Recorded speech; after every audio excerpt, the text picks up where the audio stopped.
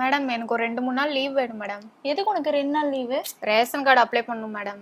Ration card apply பண்றதுக்கு 2 நாள் லீவா?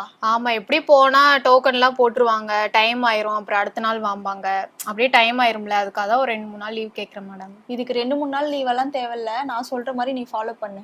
என்னது? சரி ஓகே, உன்னோட சைட்லயும் உங்க ஹஸ்பண்ட் சைட்லயும் பேரெல்லாம் நீக்கிட்டீங்களா? அதெல்லாம் பாத்துக்கலாம் மேடம், நீங்க சொல்லுங்க.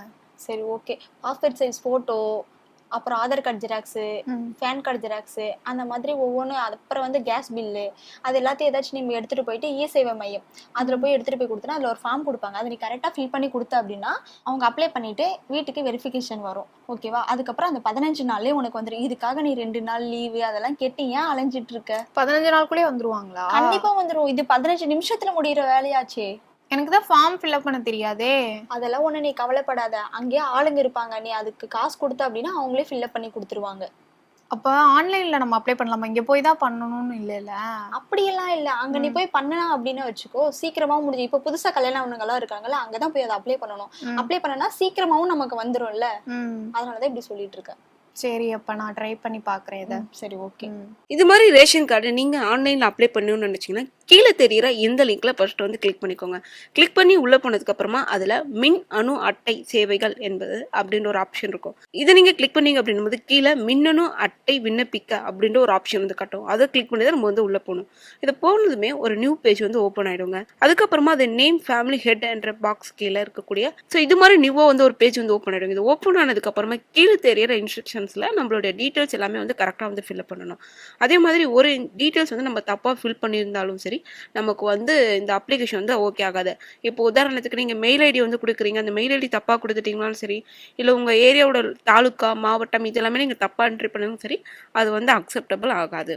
இதெல்லாமே நீங்கள் சப்மிட் பண்ணி முடிச்சதுக்கப்புறமா கீழே உங்களுக்கூட டாக்குமெண்ட்ஸ் வந்து சப்மிட் பண்ண சொல்லும். அதாவது நீங்கள் இருக்கக்கூடிய ப்ரெசென்ட் அட்ரஸ் ப்ரூஃப், கேஸ் பில்லாக இருக்கலாம், இல்லை டெலிஃபோன் பில்லாக இருக்கலாம், இல்லை தண்ணி வாட்டர் பில்லாக வந்து இருக்கலாம், இல்லை ஆதார் கார்டு, இது போன்ற எந்த ஒரு ப்ரூஃப் வந்து சரி, நீங்கள் ப்ரெசென்ட்டாக இருக்கக்கூடிய அட்ரஸ் ப்ரூஃப் தான் வந்து அப்டேட் வந்து போடணும்.